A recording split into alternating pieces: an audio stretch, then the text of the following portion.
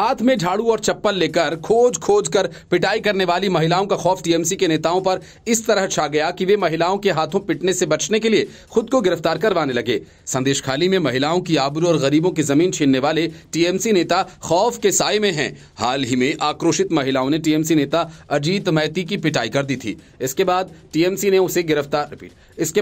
ने उसे पार्टी से बाहर निकाल दिया और अब वो पुलिस की गिरफ्त में सुरक्षित पहुंच गया। शाहजहां शेख का करीबी अजीत मैती टीएमसी में स्थानीय इकाई का प्रमुख था। इस पद से हटाने के एक दिन बाद ही उसकी गिरफ्तारी हो गई। महिलाओं ने शाहजहां शेख के अलावा अजीत मैती पर भी जमीन हड़पने और जबरन वसूली के आरोप लगाए थे। अपने ऊपर लगे आरोपों को लेकर अजीत मैती ने कहा, मैं बार बार हाथ जोड़कर विनती कर रहा हूं कि अगर मैंने किसी की जमीन या पैसा हड़प लिया तो पुलिस को लिख कर दे दो। अगर मुझसे कोई गलती हुई तो मैं माफी मांगूंगा। अगर मेरे खिलाफ कोई सबूत मिला तो मैं जिम्मेदारी लूंगा। हाल ही में एक वीडियो सामने आया था जिसमें संदेशखाली के बर्माजुर में विरोध प्रदर्शन के बीच ग्रामीणों को अजीत मैती के घर में तोड़फोड़ करते हुए और चप्पलों से पीटते हुए दिखाया गया।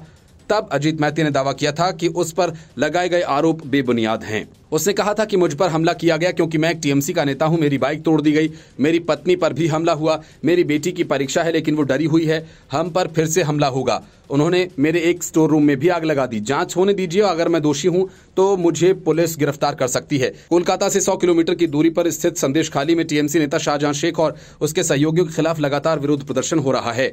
महिलाओं ने इन लोगों के खिलाफ यौन उत्पीड़न और जमीन हड़पने का आरोप लगाया। बंगाल में टीएमसी के नेतृत्व वाली सरकार में 2 मंत्रियों पार्थ भौमिक और सुजीत बोस ने शनिवार 24 फरवरी को उत्तर 24 परगना जिले के संदेशखाली का दौरा किया था। बड़ी बात यह कि मामले का आरोपी शाहजहां शेख अब तक फरार है और किसी सुरक्षित ठिकाने पर है, जिसे बंगाल की पुलिस गिरफ्तार करने से बच रही है, जबकि हाईकोर्ट ने शाहजहां शेख को गिरफ्तार करने को कहा है। हाईकोर्ट ने तो मामले में ममता सरकार और पुलिस दोनों को शाहजहां शेख को पनाह नहीं देने को कहा। संदेशखाली का इलाका टीएमसी के नेता शाहजहां शेख के दबदबे वाला है। शाहजहां शेख राशन घोटाला में 5 जनवरी को ईडी की छापेमारी के दौरान टीम पर हुए हमले के बाद से फरार है। उसके फरार होने के बाद 8 फरवरी से स्थानीय महिलाओं ने शाहजहां शेख और उनके समर्थकों के खिलाफ प्रदर्शन शुरू किया। महिलाओं ने आरोप लगाया कि शाहजहां शेख और उनके लोग महिलाओं का यौन शोषण भी करते थे। 9 फरवरी को प्रदर्शनकारी महिलाओं ने शाहजहां समर्थक शिबू हाजरा के 3 पोल्ट्री फार्म्स को जला दिया। महिलाओं का दावा था कि वे स्थानीय ग्रामीणों से जबरन छीनी गई जमीन पर बने थे। पश्चिम बंगाल के राज्यपाल ने भी यहां का दौरा करने के बाद कहा था कि संदेशखाली में स्थिति काफी गंभीर है।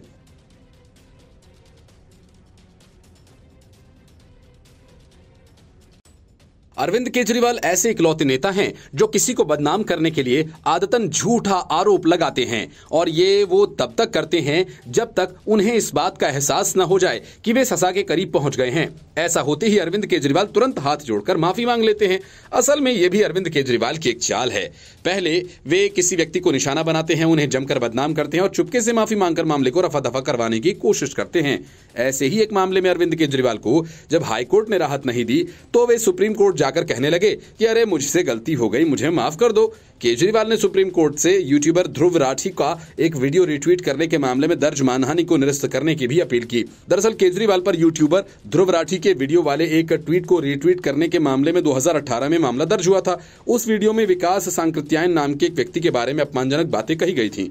दिल्ली हाईकोर्ट ने यह कहते हुए मुकदमा रद्द करने से मना कर दिया था कि ट्विटर पर केजरीवाल को बड़ी संख्या में लोग फॉलो करते हैं।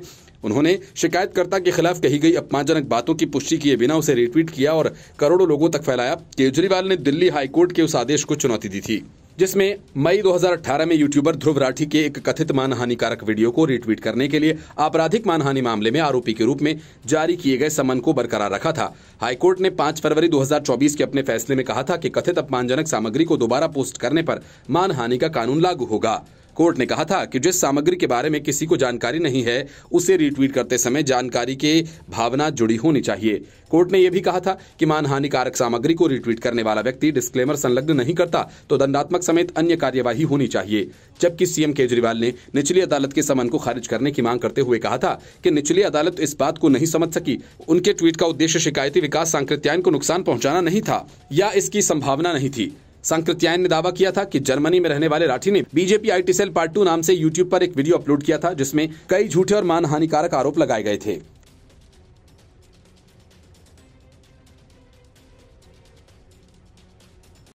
पश्चिम बंगाल में टीएमसी के अत्याचारी नेताओं के खिलाफ महिलाओं का हल्ला बोल जारी है।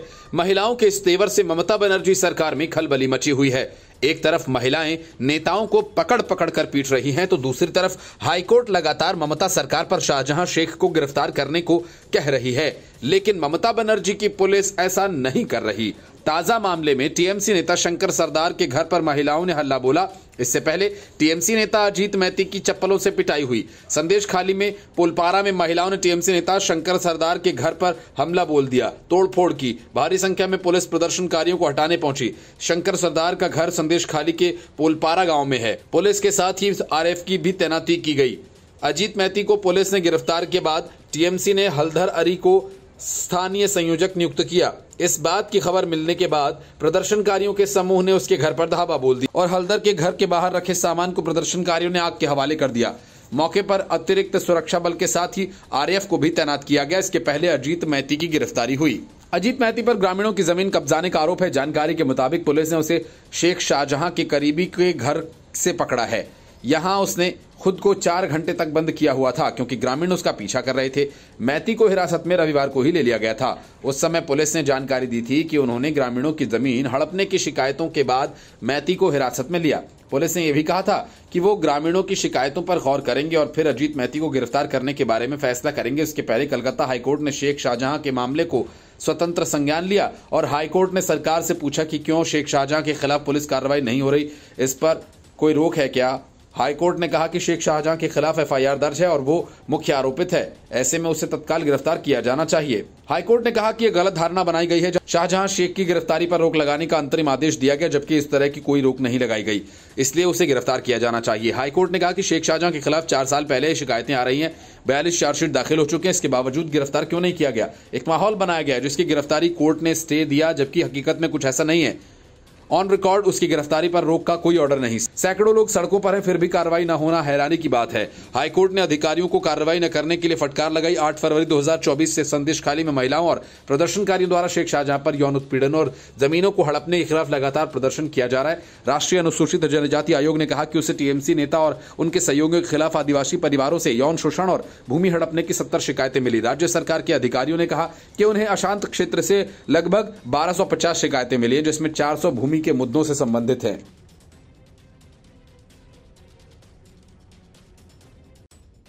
लोकसभा चुनाव से पहले कांग्रेस अजीब मुश्किल में फंस गई है। किसी राज्य में उसके विधायक हाफ हो रहे हैं तो किसी राज्य में सांसद साफ। अरुणाचल प्रदेश में विधायकों के इस्तीफे के बाद झारखंड की इकलौती सांसद गीता कोड़ा ने कांग्रेस से इस्तीफा दे दिया। गीता कोड़ा बीजेपी में शामिल हो गई। बड़ी बात यह कि जिस वक्त दिल्ली में केसी वेणुगोपाल दिल्ली स्थित आवास पर झारखंड के प्रदेश प्रभारी गुलाम अहमद मीर और प्रदेश अध्यक्ष राजेश ठाकुर से मुलाकात कर रहे थे, झारखंड प्रदेश अध्यक्ष और झारखंड प्रभारी ने झारखंड में संगठन और सरकार के किए जा रहे कार्यों की विस्तृत जानकारी ले रहे थे और आगामी लोकसभा चुनाव की तैयारी पर विशेष चर्चा कर रहे थे। गीता कोड़ा उसी वक्त बीजेपी में शामिल हो रही थीं। अब झारखंड में कांग्रेस के पास कोई सांसद नहीं बचा। गीता कोड़ा पश्चिम सिंहभूम जिले के चाईबासा से सांसद हैं। लोकसभा चुनाव से पहले इसे बीजेपी का मास्टर स्ट्रोक माना जा रहा है। गीता कोड़ा ने बीजेपी के कार्यालय में बाबूलाल मरांडी के सामने पार्टी की सदस्यता ली। जानकारी के मुताबिक वह राज्य में कांग्रेस पार्टी द्वारा किए गए गठबंधन से खुश नहीं थी। बीजेपी में शामिल होने से पहले उन्होंने अपना इस्तीफा पार्टी आलाकमान को भेज दिया था। माना जा रहा है कि लोकसभा चुनाव से पहले उनके बीजेपी में शामिल होने से पार्टी को नुकसान होगा। बीजेपी में शामिल होने के बाद गीता कोड़ा ने कहा कि आज कांग्रेस पार्टी की नीतियां देश हित में नहीं है। जिस तरह से कांग्रेस तुष्टीकरण की राजनीति कर रही है, लोगों को बांट रही है कि उससे लोगों को ठेस पहुंची है। पार्टी नेतृत्व हमेशा चुप रहा है और हमें भी जवाब नहीं दिया। हमने उन्हें राज्य में मौजूद मुद्दों से अवगत कराने के लिए कई प्रयास किए, लेकिन वे कभी सुनने के लिए तैयार नहीं हुए। ऐसे में हमारे पास कोई दूसरा विकल्प नहीं था। जिस तरह से मोदी जी हर क्षेत्र के लिए काम कर रहे हैं, उनके नेतृत्व में ही झारखंड में विकास होगा। आने वाले समय में बीजेपी राज्य की सभी 14 सीटें जीतेगी। गीता कोड़ा के बीजेपी में शामिल होने की चर्चा लंबे अरसे से चल रही थी। हालांकि गीता कोड़ा ने कभी खुलकर ये नहीं कहा कि वो कांग्रेस छोड़ेंगी या भाजपा में शामिल होंगी। जब भी उनसे भाजपा में शामिल होने के बारे में पूछा गया तो उन्होंने इससे इनकार किया। हालांकि काफी दिनों से वो पार्टी के कार्यक्रमों से दूरी बनाकर चल रही थीं, यहां तक कि पिछले दिनों प्रभारी की बैठक में भी शामिल नहीं हुई थीं। Bureau report, news of India. Rahul Gandhi की भारत जोड़ो न्याय यात्रा न सिर्फ सुपर फ्लॉप साबित हो रही है, बल्कि कांग्रेस के लिए तो घाटे का सौदा बन गई है। जहां जहां से ये यात्रा गुजर रही है, वहां वहां के नेता कांग्रेस से लगातार इस्तीफा दे रहे हैं। हद तो तब हो गई जब राहुल गांधी ने पूर्वोत्तर से अपनी जिस यात्रा की शुरुआत की थी, अरुणाचल प्रदेश के आधे कांग्रेसी नेताओं में से एक साथ इस्तीफा देकर बीजेपी ज्वाइन करने की खबर आई। पूर्वोत्तर में लोकसभा चुनाव से पहले यह कांग्रेस के लिए बड़ा और तगड़ा झटका है। अरुणाचल प्रदेश की सभी विधानसभा 60 सीटों पर विधायकों के इस्तीफे के बाद से अब कांग्रेस के पास सिर्फ 2 विधायक बचे हैं और विपक्ष में कुल मिलाकर सिर्फ 3 विधायक। बाकी सभी विधायक सत्ता पक्ष में हैं, जिनमें से 2 निर्दलीय विधायक भी हैं। अरुणाचल प्रदेश में जब साल 2019 में विधानसभा चुनाव हुए थे तो बीजेपी ने 41 सीटें जीती थीं, 2/3 बहुमत से सरकार बनाई थी। इसके साथ ही जेडीयू ने 7 सीटें जीती थीं, नेशनल पीपल्स पार्टी ने 5 विधानसभा सीटें जीती थीं, तो कांग्रेस ने 4 सीटें, वहीं पीपल्स पार्टी ऑफ अरुणाचल ने भी 1 सीट जीती थी। इसके अलावा 2 निर्दलीय थे। इसके साथ अरुणाचल में जेडीयू के सभी विधायक बीजेपी में शामिल हो गए थे। पीपल्स पार्टी का विधायक भी बीजेपी में शामिल हो गया था। एनसीपी वैसे भी एनडीए का हिस्सा है। ऐसे में कांग्रेस के 4 विधायक ही विपक्ष में बैठे थे। 1 निर्दलीय विधायक बाद में टीएमसी में शामिल हो गए थे। कुल 5 विपक्षी विधायकों वाली अरुणाचल प्रदेश में अब कांग्रेस के ही विधायक बचे हैं, तो टीएमसी का 1, बाकी के 2 निर्दलीय विधायक सरकार को समर्थन दे रहे हैं। और इस तरह से राहुल गांधी ने जिस अरुणाचल प्रदेश में अपनी न्याय यात्रा एक दिन निकाली, उस अरुणाचल प्रदेश में पार्टी के आधे विधायक ही बागी हो गए, वो बीजेपी में शामिल हो गए। अरुणाचल प्रदेश के मुख्यमंत्री पेमा खांडू ने खुद एक्स पर इसकी बात की जानकारी दी। उन्होंने बताया कि कांग्रेस के वरिष्ठ नेता और पूर्व केंद्रीय मंत्री निनोंग एरिंग, जो पासीघाट पश्चिम सीट से कांग्रेस के विधायक हैं, वो अब बीजेपी में आ चुके हैं। इसके साथ ही बोरदुनिया बोगा पानी के कांग्रेस विधायक वांगलिन लोवांगडोंग भी बीजेपी की सदस्यता ग्रहण कर चुके हैं। इस दौरान एनपीपी के विधायक मुच्चू मीठी, जो रोइंग सीट से विधायक हैं, और उनके साथ बसर सीट से विधायक गोकर बसर भी बीजेपी में शामिल हो गए। इस दौरान असम के मंत्री और अरुणाचल प्रदेश में बीजेपी के चुनाव प्रभारी अशोक सिंघल भी मौजूद रहे। ये मामला सिर्फ अरुणाचल का नहीं, बल्कि राहुल गांधी की भारत जोड़ो न्याय यात्रा जिन राज्यों से गुजरी है या जिन राज्यों में पहुंची या पहुंचने वाली थी, यानी किसी भी तरह का जुगाड़ न्याय यात्रा से अगर था तो वहां पर पार्टी ही नहीं बल्कि इंडी गठबंधन को भी नुकसान हुआ है। अरुणाचल से लेकर असम तक कांग्रेस में विद्रोह हुआ तो पश्चिम बंगाल में दीदी ममता ने आंखें दिखा दी। बिहार में इंडी गठबंधन के सूत्रधार ने ही कांग्रेस गठबंधन छोड़ दिया, तो उत्तर प्रदेश में जयंत चौधरी जैसे नेताओं ने राहुल गांधी को झटका दे दिया। महाराष्ट्र में अशोक चौहान से लेकर बाबा सिद्दीकी तक ने झटका दिया। Bureau report, news of India. पूरे देश के करोड़ों लोग आयुष्मान भारत योजना का लाभ उठा रहे हैं, लेकिन अरविंद केजरीवाल नहीं चाहते कि दिल्ली के लोगों को इस योजना का लाभ मिल सके। इस वजह से वे इस योजना की फाइल 2018 से दबाकर बैठे हैं और तरह तरह के बहाने बना रहे हैं। इससे नाराज एलजी ने अरविंद केजरीवाल को सीधा आदेश दिया कि वो इस योजना को तुरंत लागू करें। राजनिवास के अधिकारियों ने कहा कि दिल्ली के उपराज्यपाल वीके सक्सेना ने मुख्यमंत्री अरविंद केजरीवाल से केंद्र की आयुष्मान भारत योजना को देश की राजधानी में लागू करने के लिए कहा है। साथ ही कहा कि इसके लागू न होने से गरीब मरीजों को परेशानी हो रही है। दिल्ली के स्वास्थ्य मंत्री सौरभ भारद्वाज ने इसका जवाब देते हुए कहा कि उपराज्यपाल दिल्ली की जमीनी हकीकत से वाकिफ नहीं है। उन्होंने कहा कि पड़ोसी भाजपा शासित राज्यों के अस्पतालों में मरीजों की संख्या आयुष्मान भारत के तहत दिल्ली के अस्पतालों के बराबर है।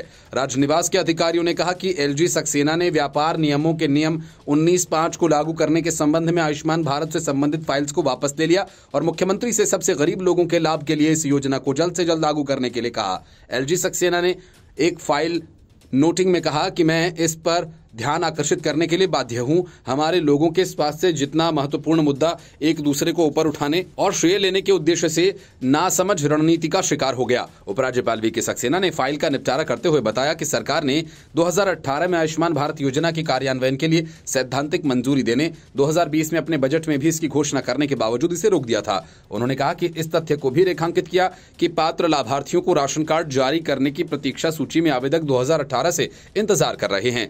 ऐसे दस्तावेजों के अभाव में गंभीर बीमारियों से पीड़ित गरीब मरीज अन्य उपलब्ध योजनाओं के तहत स्वास्थ्य लाभ नहीं उठा सकते। उपराज्यपाल ने इस बात पर जोर दिया कि 2018 के बाद से लगातार स्वास्थ्य मंत्रियों सत्येंद्र जैन, मनीष सिसोदिया, सौरभ भारद्वाज ने कम से कम 6 मौकों पर मामूली राजनीतिक बहाने के आधार पर फाइल को रोक दिया। इस तथ्य के बावजूद कि श्रेय लेने के उनके उद्देश्य को शुरुआत में ही संबोधित कर दिया गया था। भारत सरकार ने यह स्पष्ट कर दिया कि आयुष्मान भारत को किसी भी नाम के साथ जोड़ा जा सकता है जो दिल्ली सरकार चाहेगी।